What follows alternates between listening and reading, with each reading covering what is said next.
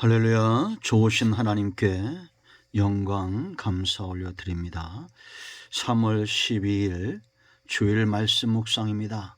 여러분들 성전을 꼭 찾아 예배하시고 이 영상을 통해서 하나님의 은혜가 여러분 모두에게 임할 때 이 말씀을 전도용으로 우리가 전할 수 있습니다. 오늘도 우리 가운데 일하실 하나님을 찬양하며 무엇보다 성령 하나님이 충만하게 우리 가운데 역사하기를 사모합니다. 말씀은 히브리서 11장 35절 말씀부터 보겠습니다. 먼저 기도하겠습니다. 영광을 우리 하나님께 올려드립니다. 온 마음으로 하나님을 사랑합니다. 주의 보혈을 의지합니다. 우리의 모든 죄와 허물을 사하시옵소서. 주의 이름을 의지합니다. 하나님의 선하심과 인자하신 뜻을 우리 가운데 보이시고 무엇보다 성령 하나님의 역사를 이 시간 사모하며 기도합니다. 충만하게 역사하시고 성령 하나님 약속하신 성령께서 우리 가운데 운행하심으로 우리의 마음이 뜨거워지고 눈이 열리고 귀가 열려져서 하나님의 선하신 뜻을 분별할 수 있는 시간 되게 하옵소서. 연약하고 죄 많은 종을 낮추시고 겸손하게 하시며 오직 말씀의 통로만 되기를 원합니다. 예수님의 이름으로 사모하며 기도합니다. 아멘. 자, 35절 말씀 보겠습니다. 여자들은 자기의 죽은 자들을 부활로 받아들이기도 하며 또 어떤 이들은 더 좋은 부활을 얻고자 하여 심한 고문을 받되 구차히 풀려나기를 원하지 아니하였으며 또 어떤 이들은 조롱과 채찍일 뿐 아니라 결박과 옥에 갇히는 시련도 받았으며 돌로 치는 것과 톱으로 켜는 것과 시험과 칼로 죽임을 당하고 양과 염소의 가죽을 입고 유리하며 궁핍함과 환난과 학대를 받았으니 이런 사람은 세상이 감당하지 못하느니라. 그들이 광야와 산과 동굴과 토굴에 유리하였느니라. 아멘. 여러분, 우리가 살고 있는 내 삶의 현장, 지금 이 땅 전 세계가 어떠한 것 같습니까? 재난의 한가운데 있는 것 같죠. 그러나 이것은 재난이 아니라 하나님의 말씀, 성경의 한가운데 반드시 이루어지고 있는 성경의 약속과 성경의 증거들의 한가운데 우리가 있음을 봅니다. 여러분, 어떤 시대나 가장 축복된 삶을 사는 인생들은 성도의 삶이고 이들의 삶이 왜 복이 있느냐? 자기 앞에 당한 믿음의 경주를 하고 있다는 겁니다. 우리의 선조들이 달렸던, 우리가 지금 히브리서 11장을 묵상하면서 봤던 수많은 사람들, 이들의 삶 가운데 우리도 똑같은 경주를 하고 있다라는 겁니다. 요즘 미국에서 켄터키주 에즈버리 대학에 강력한 부흥의 역사가 2월 달에 일어나고 있다라고 말합니다. 많은 의심들도 있고 여러 가지 염려와 근심들도 있어요. 그러던 중에 저희 동기 목사님, 또 총신대학교 교수였다가 지금은 미국으로 한인교회를 담당하고 있는 유홍열 교수와 제가 신학교 때 가장 영향을 많이 받고 존경했던 교회사를 가르쳤던 박용규 교수님의 영상이 지금 유튜브에 올라와 있습니다. 그래서 제가 교회 밴드에도 올려놨는데요. 여러분들 가운데 이 영상을 시청하기 원하는 분들은 에즈베리 대학 치면 유홍열 교수, 박용규 교수님의 그 영상이 나옵니다. 꼭 참고하시기 바랍니다. 지금 이 작은 켄터키주 에즈베리 대학에서 지금 23년 2월에 한 채플 시간에 채플 담당 교수가 짤막한 강의를 하고 나갔습니다. 그 내용은 이 시대에 정말 하나님의 사랑을 체험해야 된다는 것이 팩트 핵심이었습니다. 여러분들에게 이 사랑이 필요하고 지금 미국뿐만 아니라 전 세계 하나님의 사랑이 필요하다라는 것이었어요. 그리고는 채플이 끝나고 담당 목사님은 나가시고 20명, 30명 되는 아이들이 남아 있었습니다. 그때 그 가운데 성령의 강력한 임재가 있었고 세미한 음성을 듣습니다. 그리고 요즘 얼마나 메신저가 발달되어 있습니까? 이곳에 오라고 또 가까운 친구들에게 이야기했습니다. 그때부터 2주간 동안 그 지역과 전 세계에서 수많은 사람들이 몰려들기 시작했습니다. 이런 부흥의 역사가 언제 또 있었느냐? 에즈베리에 1970년도에 강력한 부흥의 역사가 있었고 3년간 미국 전역을 휩쓸게 되죠. 그리고 우리가 잘 아는 대로 1973년도에 빌리 그레암 전도 대회가 여의도에서 일어납니다. 그때 여의도에 100만 명이 모입니다. 강력한 한국의 두 번째 부흥의 역사가 일어나죠. 그리고 74년 엑스포홀로 74로 이어집니다. 그리고 한국 전역에 어떤 부흥의 역사가 있었는지 우리가 보았습니다. 여러분, 그 전에 한국은 1905년, 1907년도에 강력한 부흥의 역사가 있었죠. 지금 120년이 지난 중요한 시점입니다. 다시 한번 한국에 이런 성령의 역사와 부흥의 역사가 일어나기를 사모합니다. 지금 기도하는 많은 사람들이 있죠. 우리가 코로나19로 인해서 이것이 기도의 기회가 되고 있음을 우리가 봅니다. 여러분, 가슴이 뜨거워지고 있습니다. 이것이 단지 지나가는 바람이 아니라 다시 한번 우리의 온 생애와 온 사역과 삶을 변화시키는 강력한 부흥의 역사가 있기를 원합니다. 마지막 때 재난만 있는 것이 아닙니다.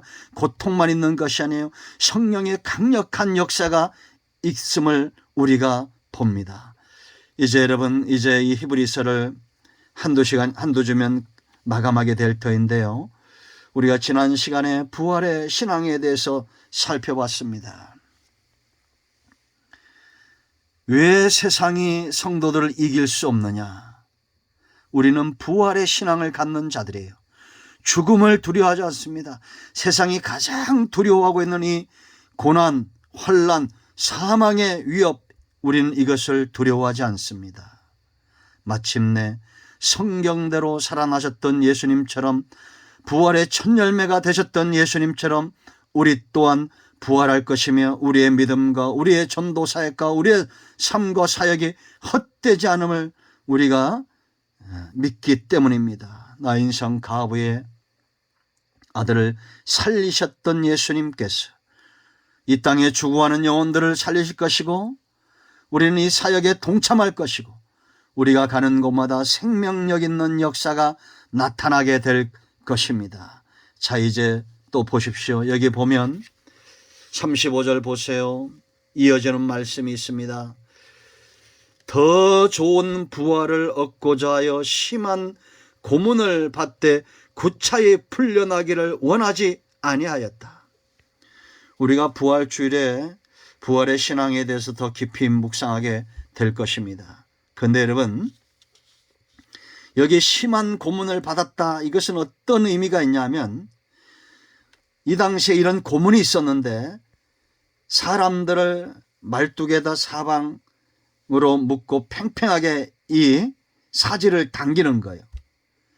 그리고는 그 사지를 연결한 관절 부분을 창으로 찌릅니다. 그럼 관절이 끊어지겠죠. 그리고 배와 가슴을 북 치듯이 막 치는 겁니다. 죽을 때까지. 얼마나 끔찍한 고문입니까? 성경엔 이런 고문이 자세히 나와 있지 않은데 지금 히브리서 기자의 증언과 또 구약의 외경이 있어요. 아주 신뢰를 얻고 있는 외경 마카비 이서 6장 18절 19절 말씀을 보면 엘르아살이라는 성도가 이와 같은 고통으로 죽습니다. 그리고 그 다음 장인 7장 1절에서 그 어머니와 칠형제가 이런 죽음을 당해요. 그리고 이름 없는 수많은 사람들이 이런 순교의 제물이 되죠. 여러분, 우리가 과연 나와 내 가족의 형제가 이런 죽음을 당한다고 생각해 보세요. 그럼 예수 믿고 싶겠습니까? 우리나라에도 여러분 이런 고난을 당했던 가족들이 얼마나 많아요. 우리 일제를 지나가면서, 유교를 지나가면서 얼마나 많은 고난을 당합니까? 여수 순천 반란 사건 이후에 손양원 목사님이 어떻게 됩니까? 또 죽임을 당하고, 그 아들들이 죽임을 당했을 때 그 아들들을 죽인 사람을 양자 삼죠. 그리고 그분이 목사가 됩니다. 이걸 보고 손양원 목사님의 몸에서 났던 그 딸들이 아버지를 거역하죠. 한동안. 결국은 나중에 다 권사님 되고 장로님 되고 돌아오게 되죠. 여러분, 우리는 이런 역사, 순교의 역사와 이 신앙의 대를 잇는 후손들입니다. 앞으로 우리 가운데 이런 재난들이 없기를 바라지만 이미 재난이 시작되고 있는 것을 우리가 보게 되고, 우리가 솔로몬의 시대처럼 좀 평안하고 부를 누리면 얼마나 좋겠어요. 물론 한국교회는 그런 부의 역사도 있었습니다. 우리가 마태복음 24장을 주목하면서 이런 재난들이 겨울에 오지 않도록, 더 극심한 고난이 오지 않도록 우리가 기도해야 되지만, 그러나 재난은 오게 되어 있습니다. 이럴 때 이런 죽음, 이런 고난을 당할 때도 감당하며 이겼던 사람들이 있었다는 거예요. 그런가 여러분 36절을 또 보세요. 또 어떤 이들은 조롱과 책실뿐 아니라 결박과 옥에 갇히는 시련도 받았으며, 구약에는 에레미야, 이사야 이런 선지자들이 복음을 전하다가 얼마나 많은 죽을 고비를 넘기고 고난을 당합니까? 그런가 하면 신약에 사도 바울이 숱하게 매를 맞고, 죽을 만큼 매를 맞고, 비난을 당하고 조롱을 당하고 내침을 당하고, 여러분 고린도후서 11장 꼭 읽어보세요. 이 37절을 보세요.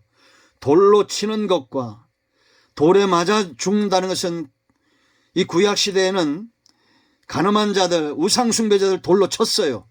그런데 의인들이 복음을 전하고 말씀대로 살다가 이런 죽임을 당합니다. 스가랴가 역대하 24장 21절 말씀 보면 돌에 맞아 죽죠.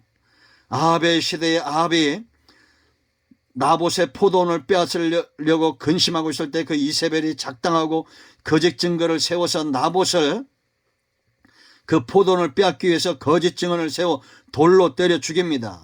열왕기상 21장 13절에. 이게 신앙 좋은 사람들에게 이런 환란이 올 수 있다는 겁니다. 지금도 여러분, 우리가 신앙생활 잘하면 그것 때문에 어려움을 당할 수 있다는 얘기입니다. 전승에 의하면, 유대인의 전승에 의하면 예레미야가 돌에 맞아 죽습니다. 또 신약시대는 사도행전 7장 59절 60절 말씀 보면 스데반이 돌에 맞아 죽죠. 그러나 하늘이 열리는 것을 봅니다. 여러분, 능히 우리가 스데반처럼 돌에 맞아 죽을, 그러나 분명한 것은 이런 겁니다. 스데반의 시대 2000년보다 앞으로 더 많은 어려움들이 우리 가운데 올 것이다. 여러분, 유튜브에 이런 증거들이, 증인들이, 순교자들이, 요즘은 SNS가 얼마나 많이 발달되어 있습니까? 정말 지식이 왕래하는 성경대로 되어지고 있죠. 이런 시대가 되어지고 있어요. 지구 반대편의 소식들이 우리에게 들려옵니다. 지금 북한에서 순교 당하는 그런 분들이 있습니다. 유튜브에 지금 뜨고 있죠. 잘 보세요. 이런 죽음들이 있습니다. 톱으로 켜는 사건들. 이사야의 순교, 므낫세 왕이 이사야를 이렇게 죽였다라는 기록이 이 정경에는 없습니다. 그러나 이사야 시대에서 가까웠던 그런 시대를 살았던 그런 교부들, 터툴리안의 증언, 저스틴의 증언, 이런 사람들의 증언을 보면 이사야가 톱으로 켜서 죽임을 당했고, 실제로 이사야 시대의 가장 극형의 때입니다. 사람을 거꾸로 매달아 놓고는 가랑이 사이를 톱질해서 죽이는 거예요. 얼마나 끔찍합니까? 이런 죽음을 당할 때 과연 우리는 우리의 믿음을 지킬 수 있을까? 그런가 하면 칼에 죽임을 당한 사람들이 있습니다. 사울왕이 초대 왕이었던 이 이스라엘의 왕 사울왕이 사무엘상 22장 18절 보면 제사장들을 칼로 죽이죠. 그리고 이사벨이 죽인 선지자들 열왕기상 19장 10절 칼로 죽입니다. 예레미야 시대에 예레미야처럼 하나님의 말씀을 대언했던 우리아가 여호야김을 왕을 통해서 애굽으로 도망갔는데 그를 잡아와서 칼로 죽입니다. 예레미야 26장 22절. 그런가 하면 양과 염소의 가죽을 입고 유리하여 궁핍과 환난과 학대를 받았다라고 말합니다. 구약시대는 엘리야가 양과 염소의 가죽을 입었다 이런 것이 전해져 오고, 신약시대는 누굽니까? 세례요한이죠. 결국 세례요한이 어떻게 죽임을 당합니까? 목이 잘려 죽임을 당하죠. 그런가 하면 수많은 그런 우리의 신앙의 선조들이 궁핍한 삶, 환난과 학대를 받는 그런 삶을 살았어요. 솔로몬같이 부를 경험했던 그런 사람들만 있지 않았다는 겁니다. 그러면 이런 사람들이 왜 이렇게 이런 어려움들을 겪으면서도 신앙을 저버리지 않고 이런 극심한 극형에 처하는 그런 어려움들을 당했을까요? 여러분, 어떤 사람들은 정말 바람에 이는 그런 것들에도 시험에 들고 어려움을 당합니다. 그러나 어떤 사람들은 또 이런 극심한 고난을 당하기도 합니다. 그러나 중요한 것은 극복하고 믿음 위에 서야 된다는 겁니다. 시험을 당할 수 있습니다. 여러 가지 환난과 어려움들을 당할 수 있어요. 조롱을 당하고 비난을 받기도 하고 심한 고문도 받고, 그러나 우리가 그러한 삶 가운데 오히려 연단받고 견고하게 세워지는 삶을 살아야 됩니다. 왜냐? 믿음은 뭐에 비유됩니까? 정금에 비유됩니다. 정금 같은 믿음으로 그렇게 우리가 거듭나고 세워져야 된다라는 거죠. 아멘. 이런 승리의 삶을 살 수 있었던 비결이 있습니다. 3가지입니다. 그 첫째는 장차 나타날 영광을 바라보는 겁니다. 여러분, 로마서 8장 18절 말씀 보면 현재 우리가 당하는 이 고난은 장차 나타날 영광과 좋게 비교할 수 없다. 그 영광이 뭡니까? 하나님의 아들들의 나타남이에요. 이건 다시 말하면 우리가 이 다음에 죽은 자 가운데서 부활하고 재림하여 이제는 온전한 영화로운 모습으로 하나님의 아들의 신분으로 회복이 되는 걸 말하는 겁니다. 그런가 하면 이 땅에서 우리가 맛볼 수 있습니다. 우리가 성령 충만하면, 생각해 보세요. 여러분, 이 땅에 성령 충만한 사람들, 영화로운 사람들, 성령의 이끌림 받는 사람들의 삶이 어떨까요? 함부로 쓰레기를 버리지도 않을 것이고, 함부로 우리가 그렇게 세상을 망치는 일들을 하지 않을 겁니다. 피조물도 회복되겠죠. 장차는 저와 여러분의 삶이 먼저 회복이 되면 피조물들도 다 회복이 됩니다. 그래서 피조물들이 고대한다는 거예요. 뭐가 나타나도록? 하나님의 아들들이 나타나도록 고대한다. 로마서 8장 18절 이하의 말씀들을 묵상해 보시기 바랍니다. 우리가 로마서 때 이미 보았죠. 아담이 범죄함으로 이 땅이 전부 쉬운 말로 망한 겁니다. 죄가 들어왔어. 이제는 엉겅퀴를 내고 수고하고 땀을 흘려야 되고 세상은 죄악이 관영해져 가고 있습니다. 이럴 때 참 어둠이 깊어지고 있는 이러한 때에 하나님의 아들들이 나타나 이렇게 고난을 당하면서도 복음을 전하고 한 줄기 빛처럼 역사를 이루는, 에즈벨의 부흥운동처럼 우리나라에도 이런 역사가 있잖아요. 그러나 장차 영화로운 모습으로 온전히 회복되어질 때 피조물들도 다 같이 새하늘과 새 땅에서 변화가 일어나고 회복되게 될 것입니다. 그리고 우리가 이런 고난이 올 때 무엇보다 성령을 의지해야 됩니다. 여러분, 성령 충만한 것이 어떤 것인가에 대해서 우리는 초대교회를 보면 알게 되겠죠. 예수님이 요한복음을 통해서 보혜사 성령에 대해서 이야기하죠. 요한복음 14장 10절 말씀 보면 영원토록 함께하겠다. 보혜자라는 것은 변호사를 말해요. 쉽게 말하면 변호사. 변호사는 아무리 죄가 깊은 죄인이라도 철저하게 이 죄인의 편은 누굽니까? 변호사죠. 법으로 그렇게 되어 있습니다. 성령은 우리와 영원토록 함께 하시는데 우리가 의인이라서 그런 게 아니에요. 우리가 죄인이고 그러나 하나님 나라를 상속받아야 되고 예수님께서 시작하신 이 죄인을 살리는 구속의 이 재판, 구속의 역사를 이루기 위해서 철저하게 죄인 편에 서야 돼요. 그리고 14장 20절 말씀 보면 가르치고 생각나게 하실 것이다 라고 말합니다. 왜냐? 15장 20절 진리의 영이기 때문이에요. 그러니까 여러분, 우리가 어려움 당할 때도 성령은 진리의 영으로 우리를 가르치고 생각나게 하셔야 돼요. 예수님이 마태복음 10장 16절에서 제자들을 파송하시면서 이들에게 뱀처럼 지혜롭고 비둘기처럼 순결하라고 말하죠. 어려움이 올 때 걱정하지 말아라. 성령이 너희가 할 말을 생각나게 하실 것이다.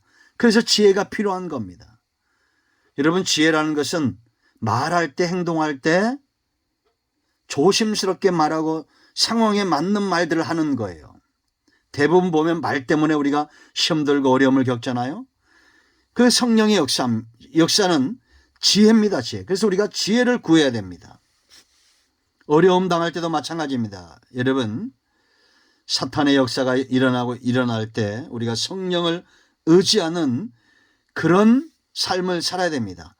그럼 성령이 초대교회에 강력하게 역사했는데 어떤 역사를 했느냐? 사도행전 여러분들이 4장부터 5장까지를 잘 보세요. 한마디로 말하면 어떤 고난이 와도 두려워하지 않고 그들의 사역과 삶을 포기하지 않고 고난을 당할수록 오히려 기뻐했다는 겁니다. 한 구절만 제가 읽어드릴까요? 사도행전 6장 41절 말씀을 보면 사도들은 그 이름을 위하여 능력받는 일에 합당한 자로 여김을 기뻐하면서 공의 앞을 떠났다. 고난당하는 것을 마땅히 여겼다는 겁니다. 환난당하는 것을 마땅히 여겼다는 거예요. 그러니까 여러분, 우리가 시험 당할 쯤에 피할 길을 주시는 거예요, 하나님은. 그러니까 여러분, 어려움이 오고 시험거리가 온다고 해서 그걸 마땅히 여기고 절대 넘어지지 않는 저와 여러분 되기를 축원드립니다. 그런가 하면 두 번째는 강력한 불붙는 역사를 경험하는 것입니다. 예레미야 20장 9절 말씀 제가 읽어드립니다. 자, 제가 7절부터 읽어드리면 여호와여 주께서 나를 권유하심으로 하나님이 그와 함께 했다는 겁니다. 구약시대니까. 그러나 신약시대는 성령이 우리와 함께 하시죠. 내가 그 권유를 받았사오며 주께서 나보다 강하사 이기셨으므로. 당연하죠. 성령 충만한 사람은 육성에 이끌리지 않습니다. 예레미야가 하나님의 강력한 역사에 그가 사로잡혔던 것처럼 우리도 성령의 역사에 사로잡혀야 된다는 거예요. 내가 조롱거리가 되니 성령 충만한데 조롱거리가 될 수 있다는 얘기입니다. 사람마다 종일토록 나를 조롱하나이다. 왜? 예레미야가 지금 하나님의 손에 강력하게 붙들림 바 되고 이 시대에 저와 여러분이 하나님의 역사에 강력하게 붙들림 바 되니까 조롱거리가 되는 거예요. 8절 내가 말할 때마다 외치며 파멸과 멸망을 선포함으로 하나님의 말씀을 그대로 선포했다는 거예요. 여호와의 말씀으로 말미암아 내가 종일토록 치욕과 모욕거리가 되민이다. 성령에 붙들고 하나님의 이르심에 붙들리면 이렇게 치욕을 당하고 환난을 당하고 조롱거리가 될 수 있다는 겁니다. 그러니까 이제 예레미야가 9절 보세요. 내가 다시는 여호와를 선포하지 아니하며 그의 이름으로 말하지 아니하리라 하면 조욕과 치욕이 얼마나 컸는지 이제 내가 이 말씀을 전하지 말아야지. 내가 기도하지 말아야지. 내가 말씀을 선포하지 말아야지. 이런 마음을 생각만 가져도 그 다음에 뭐라 그랬습니까? 나의 마음이 불붙는 것 같아서 골수에 사무치니 답답하여 견딜 수 없나이다. 이것이 성령의 사람입니다. 불붙는 가슴을 외면할 수 없어요. 우리가 환난과 조롱과 시험거리를 좀 피하려고 도망치고 싶지만 그러나 불붙는 가슴이 나를 사로잡는 겁니다. 세 번째는 이제 마태복음 24장을 여러분들이 주목하셔야 됩니다. 이런 재난과 환난이 올 때 우리는 어떤 삶을 살아야 되느냐? 따라합니다. 준비하고 있으라. 준비하고 있어야 돼요. 한 절을 읽어드리면 44절입니다. 24장 44절. 이러므로 너희도 준비하고 있으라. 생각지 않은 때에 인자가 오리라. 그럼 준비하고 있는 삶이 어떤 것일까? 이 24장을 보면 마지막 때 징조가 여러분들 24장을 자주 묵상해 봐야 됩니다. 마지막 때 징조가 일어나는데 지금 저와 여러분이 살고 있는 이 시대에 분명히 이런 일들이 일어나고 있어요. 지난 500년 동안 일어났던 일들이 지난 2년간 일어나고 있다고 그랬죠. 예수님 오실 날이 멀지 않았다는 겁니다. 가장 분명한 징조는 뭐냐? 사람들의 중심에 있어요. 사람들. 믿는 자나 믿지 않는 자들, 이 땅에 살고 있는 사람들이 노아의 때와 같습니다. 노아의 때는 어떤 때였어요? 노아는 그가 뭘 먹을까 뭘 입을까 보다도 뭘 더 그 삶의 1순위로 삼았습니까? 의를 전파하는 거라고 그랬죠. 여러분 노아는 여러분 베드로 사도가 그가 말하는 대로 의를 전파하는 삶을 살았습니다. 그러면서 그의 삶은 방주를 준비하는 거예요. 산속에 들어가서 잣나무를 베가지고 이 방주를 예비하면서 시간 날 때마다 나가서 하나님의 심판이 이제 120년 동안 이 방주를 만들면서 하나님의 심판이 곧 있을 거라는 겁니다. 그러니 사람들이 나중에는 노아가 하는 행동과 그 말을 따랐겠어요? 안 따랐습니다. 오직 노아의 가정 8식구만 구원받았어요. 120년 동안 홍수가 올 것이다. 비가 내릴 것이다. 이 방주를 예비하면서 너희가 하나님께로 돌아가야 된다. 이런 의를 전파하는데 비가 오기는 무슨 비가 옵니까? 120년 동안. 여러분 지금 시대가 이렇다고 생각지 않아요? 예수님이 구름 타고 오신다는 말을 콧방귀도 안 끼는 사람들 이런 시대입니다. 무슨 구름 타고 오냐? 그러나 2000년 동안 이 복음이 세상을 바꾸었고 지금도 오직 구원의 방주를 예비한 것에 목숨 거는 자들이 있습니다. 여러분 24장을 보면 미혹의 시대가 와요. 많은 사람들이 이런 부흥의 역사만 있는 것이 아니라 정명석 같은 이만희 같은 안상훈 같은 이런 허접한 이단들이 얼마나 많은지 모릅니다. 정명석 사건을 다루면서 이거를 추적하는 그런 교수님이 있더라고요. 그러면서 뭐라고 말하느냐? 정명석은 이단 교주들이 잡히면 나를 가두면 이 땅에 재난이 올 것이다 이렇게 말하는 그런 사람 축에도 못 낀답니다. 정명석은. 그런데 이런 미혹의 역사가 많습니다. 여러분 4절부터 읽어보세요. 예수님께서 많은 이제 자기가 그리스도라는 사람이 나타날 거라고 말합니다. 거짓 선자들이 많이 일어날 거라는 거예요. 난리의 소문들이 일어날 거라는 겁니다. 그러나 이것은 재난의 시작이라는 겁니다. 중요한 것은 이러한 때에 노아의 때와 같은 이러한 때에 우리는 어떻게 살아야 되느냐? 13절 말씀 보면 견뎌야 돼. 견딤입니다. 끝까지 견디는 자는 구원을 얻는다. 견뎌내는 거예요. 환란이 오고 재난이 오도 견뎌내면서 노아처럼 방주를 만들고 비난과 조롱 속에서도 견디면서 복음을 전하는 겁니다. 이것이 우리의 삶이 되어야 됩니다. 그리고 볼 수 있는 눈을 가져야 됩니다. 이게 깨어있는 삶이에요. 미혹당하지 않고. 여러분 그래서 예수님이 31절 이하에서 여러분 무화과 나무 무화과나무의 잎을 보면, 죄송합니다. 제가 지금 시간은 길어지고 여러분들 정신 차리고 우리가 이 말씀에 집중하시기 바랍니다. 이런 겁니다. 이게 우리가 봄이 오고 있어요, 안 오고 있어요? 오고 있잖아요. 여름이 오고 있어요, 안 오고 있어요? 오고 있습니다. 그게 보여지잖아요, 우리 눈에. 그런 것처럼 우리가 이 시대를 잘 분별해야 돼요. 뭘 분별해야 되느냐? 35절, 천지는 없어질정 내 말은 없어지지 아니하리라. 하나님의 말씀대로, 예수님의 말씀대로 되고 있는 것을 우리가 눈이 열리고 귀가 열려서 좀 보라고, 분별하라는 겁니다. 이게 깨어있는 삶이에요. 그 세 번째는 어떻게 살아야 되느냐? 이제 45절, 충성되고 지혜 있는 종이 되어야 됩니다. 45절 읽어드립니다. 마태복음 24장 45절이에요. 충성되고 지혜 있는 종이 되어 주인에게 그 집 사람들을 맡아 때를 따라 양식을 나눠줄 자가 누구냐? 여러분, 제가 지금 많이 버벅거리고 있는데 죄송합니다. 그러나 성령의 역사는 강력하게 나타날 줄 믿어요. 여러분들이 마태복음 24장 45절 이하의 말씀을 보세요. 자, 한번 따라합니다. 충성된 자는 지혜로운 자다. 여러분, 이걸 잘 분별해야 됩니다. 여러분들도 아마 그런 경험들이 많을 텐데, 생각 없이 말하고 함부로 말하고, 우리가 여러분, 사람은 쌓아놓은 것으로 삽니다. 내가 함부로 말할 수 있는 사람이 있어요. 그 사람은 내가 사랑을 많이 준 사람입니다. 내가 많이 심은 사람이에요. 그런 사람들이 함부로 말해도 돼요. 저도 이런 친구들이 최소한 3명은 있어요. 뭐 이게 내 친구들한테 막 닭이라고 놀리고 뭐 영구라고 놀리고 그래도 시험 들지 않은 사람들이 있어요.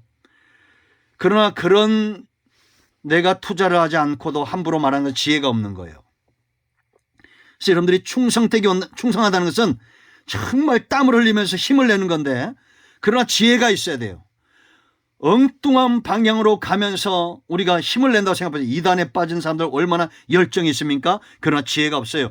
이만희, 정명석, 안상홍 절대 그 속한 자들은 전부 지옥까지 천국 못 얻습니다. 그 사람들은 이단들이에요. 사이비들입니다. 때를 따라서 양식을 나눠주는 사람이 지혜로운 거예요. 이런 봄에는 씨를 뿌려야 되고, 씨 뿌릴 때는 씨를 뿌려야 될 거 아니에요. 그래서 여러분들이 성경대로 하나님께서 성경 위의 것을 더 주셨다면 다른 걸 더 주실 겁니다. 왜 우리가 에즈벨이 지금 부흥을 주목하느냐? 그곳에 질서가 있어요. 규모가 있고 그런 겁니다. 성령의 역사는. 우리나라 한동안 이단들이 지금도 이런 거 많습니다. 여러분, 이 유튜브나 이런 거 보면 참 부끄러움 우리의 몫이야. 얼마나 부끄러운 일들이 많이 일어나고 있는지 모릅니다. 정신 차리고 우리가 정말 내가 이것이 내 양식인지, 양식을 받는 사람들, 헌신된 자들에게는 지혜가 필요하고, 그들에게 양식을 받는 말씀을 받는 자들에게는 이게 정말 양식인지를 알아야 될 거 아니에요. 성도는 지금도 여전히 무교병으로 삽니다. 하늘의 만나로 살아요. 여러분, 이 3가지 삶을 주목해야 됩니다. 우리는 견뎌야 되고, 깨어 있어야 되고, 그리고 충성된 자가 되어야 돼요. 지혜로운 자들이 되어야 됩니다. 여러분, 이 주일날 이 부분을 다 한 주에는 다 소화를 못 시킬 것 같습니다. 그래서 아마 한 번 더 이 부분의 말씀을 다음 주에 묵상하게 될 겁니다. 그럼 여러분 모두가 지금 이 시대가 재난이 이미 시작되고 있고, 오늘 핵심은 이겁니다. 이 전염병과 기근과 전쟁과 이런 것들은 재난의 시작이에요. 그러나 이제 재난이 무르익었을 때는 37절, 여러분 4절부터 예수님 말씀하셨던 이 재난의 시작 13절까지 이 부분이 이제 시작이라면, 재난이 무르익었을 때는 언제냐? 노아의 때와 같은 거예요. 사람들이 이제는 먹고 사는 일에 바빠서 하나님을 외면하는 겁니다. 38절 보세요. 홍수전에 노아가 방주에 들어가던 날까지, 이제 방주가 내리고 심판이 임박하잖아요. 그죠? 노아의 때예요.